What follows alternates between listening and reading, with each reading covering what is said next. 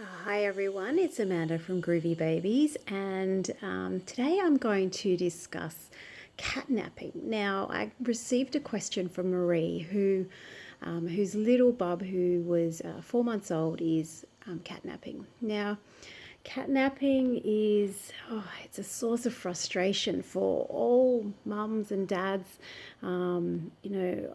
Often, I get approached saying, oh, my nights are really good, but my baby is napping through the day and I can never get anything done. And, is it normal? And, is my baby overtired if he's taking these short cat naps? Now, sometimes cat naps can be short naps or what I call snaps or little mini naps, depending on how long the actual nap is.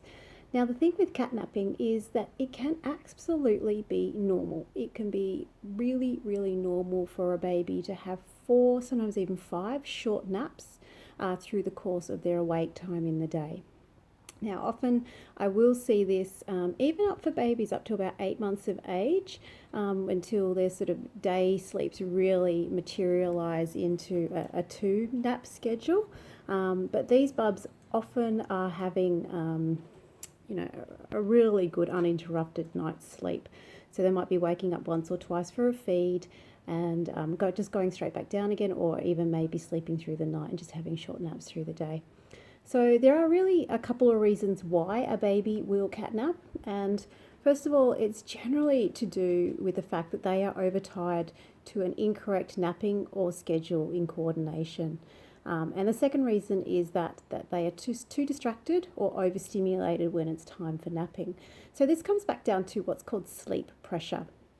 So they may be tired enough to go off to sleep but not stay asleep for long enough, or they may be overtired that they cannot sleep for long periods of time.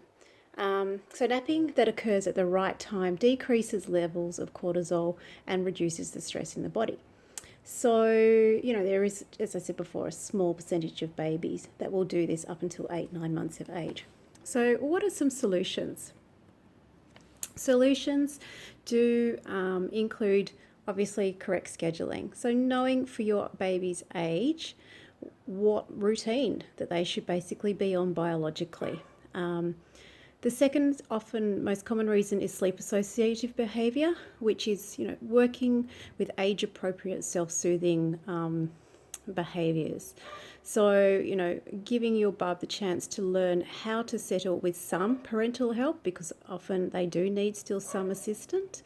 And, the third one is often that you might need to do something called wake to sleep. So if a baby does fall asleep on you, then often you do need to rouse that baby a little bit and then place them in their new sleep surface, and then using sort of voice or a settling touch to go from there.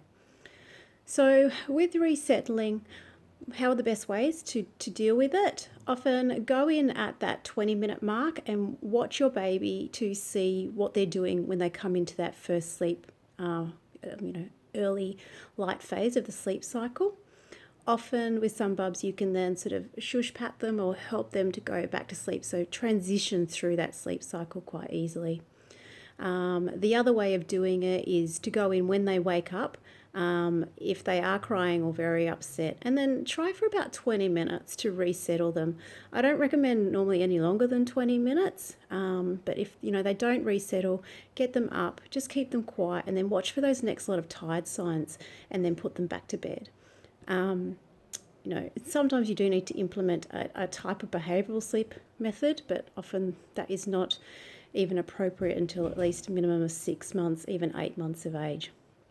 So, catnapping is, or resettling with naps, is often nothing that can't be fixed often instantaneously. Often it's something that you do need to work on for even a minimum of a couple of weeks at a time, in being consistent and persistent when they need help to go back to sleep. So I hope that's helped. Feel free to touch base with any questions to amanda@groovybabies.com.au. Thanks.